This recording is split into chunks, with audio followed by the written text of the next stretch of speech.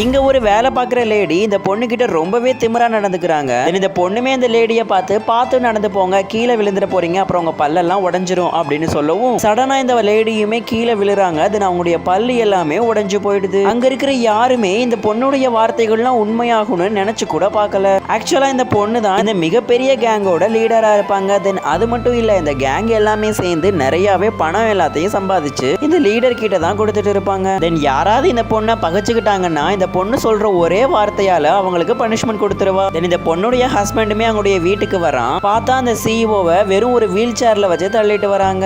ஏன்னா அவனுக்கு தலையில அடிபட்டு இருக்கும். தென் இந்த பொண்ணு தான் அவனை சபிச்சிருப்பா. அதனாலதான் ஒரு காரன் இவங்களுடைய கார்ல வந்து மோதி கார்ல ஆக்சிடென்ட் ஆனதுனால இவட தலையிலையும் மிகப்பெரிய கட்டு போட்டிருக்கான். தென் இதுக்கு மேல இந்த பொண்ணை நம்ம கூட வச்சிருந்தா நமக்கு தான் ஆபத்துன்னு முடிவு பண்ணிட்டு அந்த பொண்ணு கிட்ட டைவர்ஸ் அக்ரிமெண்டை கொடுத்து சைன் பண்ணவும் சொல்றான். தென் இந்த பொண்ணுமே எதை பத்தியுமே யோசிக்காம சடனா அந்த டைவர்ஸ் அக்ரிமெண்ட்லயும் சைன் பண்ணி அவன் கையிலேயே கொடுத்துடுறா. தென் இந்த சிஇஓமே ரொம்பவே திருன்னு முழிக்கிறான். ஏன் இவ இந்த மாதிரி எல்லாம் நடந்துக்கிறா, ஏன் இவ சடனா சைன் பண்ணா அப்படின்னு யோசிச்சுட்டு இருக்கான். தென் இந்த பொண்ணுமே அவளுடைய ஹஸ்பண்ட் கிட்ட எனக்கு மட்டும் நீங்க டைவர்ஸ் கொடுத்தீங்கன்னா எனக்கு வேலை பார்க்கறதுக்கு பொண்ணுங்கள்லாம் வேணாம், 18 ஆம்பளைங்க வேணும் அப்படின்னு சொல்லி கேட்பா. தென் இவளுடைய எண்ணத்தை தெரிஞ்சுக்கிட்ட உடனே அவனுமே ரொம்பவே கோவப்பட்டு அவனுடைய சர்வன்ட்டை கூட்டிட்டு அங்க இருந்து ஓடிடுவான். இதுக்கப்புறம் இந்த பொண்ணுடைய லைஃப்ல என்ன ஆச்சுங்கிறத தெரிஞ்சுக்கிறதுக்கு முன்னாடி நீங்க என்ன இந்த சேனலை சப்ஸ்கிரைப் பண்ணலன்னா மறக்காம சப்ஸ்கிரைப் பண்ணி இந்த வீடியோக்கு ஒரு லைக்கும் கொடுத்துக்கோங்க. தென் இந்த பொண்ணுமே அவளுடைய வீட்டுல நிறையவே தங்கம் பணம் நகைன்னு எல்லாத்தையுமே அடுக்கி வச்சுட்டா. தென் இந்த உலகத்தையுமே நம்ம அழிச்சிடலாம் அப்படின்னு முடிவு பண்ணிட்டு அவங்க வீட்டு பால்கனிலையுமே நின்னுக்கிட்டு இந்த உலகமே நீ அழிஞ்சு போயிடு அப்படின்னு சொல்லி கத்திட்டு இருக்கிறா. சடனா பார்த்தா